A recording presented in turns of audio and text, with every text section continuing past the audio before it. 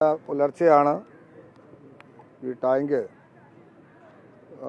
ഒരു സ്ഥിതിവിശേഷം കണ്ടത്. ഇപ്പോൾ മനസ്സിലാക്കിയത് അതിൻ്റെ അടി താഴേക്ക് ഇരിക്കുകയായിരുന്നുവെന്നും ഒരു പാളി തകർന്ന് വെള്ളം മുഴുവൻ താഴേക്ക് വരികയും ചെയ്തൊരു സ്ഥിതിയാണ് ഉണ്ടായത്. അപ്പോൾ ആ നിലയിൽ ഏതാണ്ട് 1,35,00,000 കപ്പാസിറ്റി കമ്പാർട്ട്മെൻറ്റ് 1ഉം 2ഉമായിട്ട് ഉണ്ടായിരുന്നു. എന്നാൽ സംഭവം നടക്കുമ്പം 1.15 ഇതിനകത്തുണ്ടായിരുന്ന വാട്ടർ കപ്പാസിറ്റി. അപ്പോൾ അത് ഈ പ്രദേശത്തെ സംബന്ധിച്ചിടത്തോളം കുടിവെള്ള വിതരണത്തിന് അഫക്റ്റ് ചെയ്യപ്പെടും. അത് പെട്ടെന്ന് ക്രമീകരിക്കേണ്ടതായിട്ടുണ്ട്.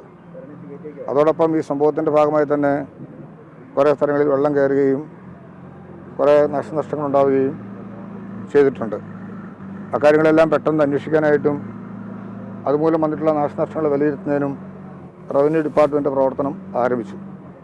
അതോടൊപ്പം തന്നെ ഈ പ്രശ്നം എങ്ങനെ പരിഹരിക്കാനായിട്ട് സാധിക്കും, നിലനിൽക്കുന്ന ഒരു കമ്പാർട്ട്മെൻറ്റിൽ ഇനി എങ്ങനെയാണ് ഈ ജലവിതരണം തടസ്സം കൂടാതെ മുന്നോട്ട് കൊണ്ടുപോകാൻ സാധിക്കുന്നത് എന്നുള്ളതിനെക്കുറിച്ചിട്ടുള്ള ഒരു ആലോചന ഇമ്മീഡിയറ്റായിട്ട് നടത്തേണ്ടതുള്ളതുകൊണ്ടാണ് പ്രത്യേകിച്ച് രാജീവ് മിനിസ്റ്ററിനോടുള്ള സാന്നിധ്യത്തിൽ തന്നെ ഇവിടെ വന്ന് ഈ കാര്യങ്ങൾ നോക്കി കളക്ടറുടെ സാന്നിധ്യത്തിലും MLA-മാരോടൊപ്പവും ശ്രീ വിനോദ് കുമാറും കൂടി ഉണ്ട്.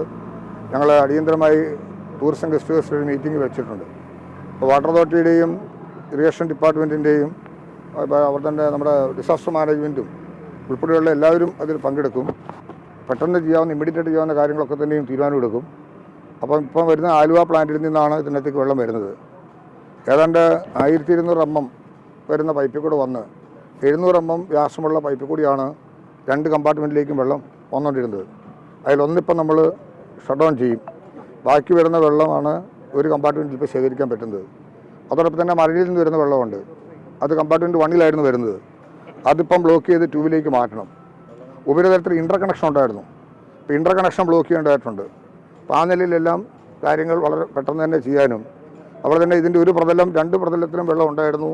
ഇത് 2 കമ്പാർട്ട്മെൻറ്റ് ഇടുന്ന സമയത്ത് ഒന്ന് ഒഴിവാക്കപ്പെട്ട സമയത്ത് പ്രഷർ മാനേജ്മെൻറ്റ് ഇതിൻ്റെ ഭിത്തിയെ എങ്ങനെ ബാധിക്കും അത് പഠിക്കുന്നതിനുള്ള റിപ്പോർട്ട് വരുന്നതിനോടൊപ്പം തന്നെ ഒരു സൈഡ് മണൽച്ചാക്കിട്ട് സ്ട്രെങ്തൻ ചെയ്ത് നമുക്ക് പമ്പിങ് ആരംഭിക്കുന്നതിനുള്ള സൗകര്യം ഇമ്മീഡിയറ്റായിട്ട് ചെയ്യുന്നതിനുള്ള സ്ഥിതിവിശേഷവും നോക്കും.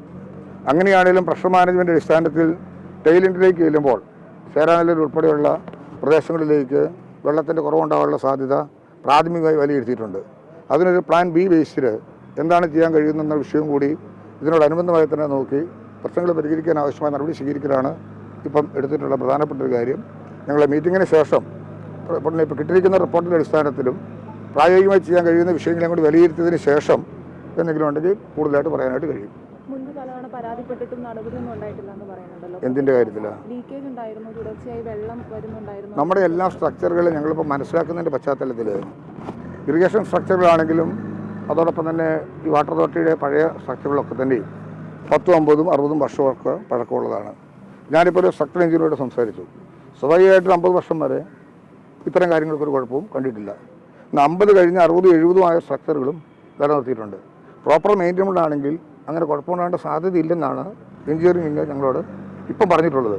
എങ്കിലും ഈ കാര്യങ്ങൾ ഒന്ന് ജോയിൻ്റായി ഇൻസ്പെക്ഷൻ നടത്താനാണ് സ്ട്രക്ചറൽ എഞ്ചിനീയറിംഗ് വിഭാഗവും കുസാറ്റും അതോടൊപ്പം തന്നെ PWD ബിൽഡിംഗ് ഉൾപ്പെടുന്ന എഞ്ചിനീയറിംഗിനെ നിയോഗിച്ചുകൊണ്ട് ഒരു DPR പ്രോജക്റ്റ് അതിൻ്റെ പഠനവും കാര്യങ്ങളും ഇൻവെസ്റ്റിഗേഷനൊക്കെ നടത്തി തരാനായിട്ട് ഞങ്ങൾ ആവശ്യപ്പെട്ടിട്ടുള്ളത്. അല്ല, അതിപ്പോൾ എല്ലായിടത്തും ഞങ്ങൾ പ്രോപ്പറായിട്ട് നടത്തുന്നുണ്ട്. അതിപ്പോൾ ഇതിൻ്റെ ഭാഗമായിട്ടല്ല. ഇതിപ്പം ഉണ്ടായത് കണ്ടില്ലേ, ഇത് താഴേക്ക് മണ്ണ് ഇരിക്കുകയത് ഇരുന്നപ്പം ഇതിൻ്റെ ഓരോ സ്ട്രക്ചറുകളും വ്യത്യസ്തമായിരുന്നു. ഒന്ന് ഇളകി അപ്പം തന്നെ ഉണ്ടായൊരു മാറ്റമാണ് കാണാൻ കഴിഞ്ഞിട്ടുള്ളത്. പ്രോപ്പറായിട്ടുള്ള ഇത്തരം കാര്യങ്ങൾ ഇതിൻ്റെ ഭാഗമായിട്ടല്ലാതെ തന്നെ എല്ലായ്പ്പോഴും മോണിറ്റർ ചെയ്യുന്നുണ്ട്, പരിശോധിച്ചുകൊണ്ട് തന്നെ റിപ്പോർട്ട് മേടിച്ചുകൊണ്ടാണ് ഇരിക്കുന്നത്.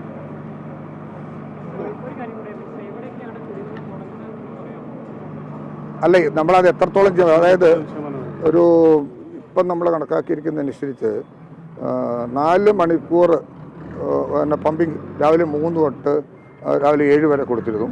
വൈകുന്നേരം 3 തൊട്ട് 6 വരെ 3 മണിക്കൂർ കൊടുത്തു. അങ്ങനെ 7 മണിക്കൂർ കൊണ്ടാണ് ഇപ്പം നമ്മളിതിൽ ചെയ്തുകൊണ്ടിരുന്നത്. അപ്പോൾ അതിനെ ഇപ്പോൾ ഒരു ടാങ്കിലേക്ക് ഒതുങ്ങുമ്പം പ്രഷർ മാനേജ്മെൻറ്റ് കറക്റ്റാകാൻ വേണ്ടി ഈ പമ്പിങ് ടൈം ലിമിറ്റ് ചെയ്തുകൊണ്ട് കൊടുക്കുന്ന സമയം 1-2 പ്രാവശ്യം എന്നുള്ളത് 3-4 പ്രാവശ്യമാക്കി നമ്മൾ ഡിവൈഡ് ചെയ്ത് ടോട്ടൽ കപ്പാസിറ്റി വേരിയേഷൻ കുറവ് വരാതെ തന്നെ സൂക്ഷിക്കാൻ പറ്റുന്നൊരു സ്ഥിതിയാണ് നോക്കുന്നത്. എങ്കിലും പ്രഷർ മാനേജ്മെൻറ്റ് ബേസിൽ ഇപ്പോൾ 4 അവർ പമ്പിങ് ഉള്ളിടത്ത് 2 അവറേ ഉള്ളെങ്കിൽ ടെയിലിൻ്റിലേക്ക് ചെല്ലുന്നതിൻ്റെ അളവ് ചിലപ്പോൾ കുറഞ്ഞു വരാനുള്ള സാധ്യതയുണ്ട്. അത് എത്രയെന്ന് ട്രയലറിൻ്റെ ടീമിൽ അറിയാൻ പറ്റുള്ളൂ. അതിന് ഓൾട്ടർനേഷൻ ഉണ്ടാക്കാനായിട്ടാണ് എന്ത് ക്രമീകരണം വേണമെന്നുള്ളതിനെക്കുറിച്ചൊരു മീറ്റിംഗ് എടുത്ത് ആലോചിക്കാനായിട്ട് തീരുമാനിച്ചിട്ടുള്ളത്. എവിടേക്കാണ് വെള്ളം മുടങ്ങാൻ സാധ്യത? അല്ല, വെള്ളം മുടങ്ങുന്നത് ഇപ്പോൾ ഞാൻ മനസ്സിലാക്കിയതനുസരിച്ച് ഇപ്പോൾ ഈ ചേര നെല്ലൂർ ഉൾപ്പെടുന്ന താഴേക്കുള്ള പ്രദേശങ്ങളിലാണ് ഇത് കാണുന്നത്. ഇപ്പം നമ്മുടെ അതെ, അതിപ്പോൾ ഇപ്പോഴത്തെ ഒരു പരിശോധനയ്ക്ക് ശേഷം പറയുന്നതായിരിക്കുമല്ലോ കുറേ കൂടെ നല്ലത്. വേണ്ടി വരും. അതെങ്ങനെ വേണമെന്നുള്ളത് പ്ലാൻ ബി ആയി നമ്മളതിനെക്കുറിച്ച് ഇന്ന് മീറ്റിംഗ് കൂടുമ്പം അത് അങ്ങോട്ട് വിലയിരുത്തപ്പെടും. എവിടം വരെ വെള്ളം എത്തിയില്ലെങ്കിൽ എന്താണ് സ്ഥിതി, ആ കാര്യങ്ങളും കൂടി ഇന്ന് ആലോചിച്ചിട്ട് ചെയ്യുള്ളൂ. നാളെ രാവിലെ വാട്ടർ അതോറിറ്റിയുടെ ജോയിൻറ്റ് MD സ്ഥലത്ത് വന്ന് ഇപ്പോൾ എടുത്ത തീരുമാനങ്ങൾ മോണിറ്റർ ചെയ്ത് മുന്നോട്ട് കൊണ്ടുപോകുന്നുള്ള എല്ലാ കാര്യങ്ങളും തീരുമാനം എടുത്തിട്ടുണ്ട്.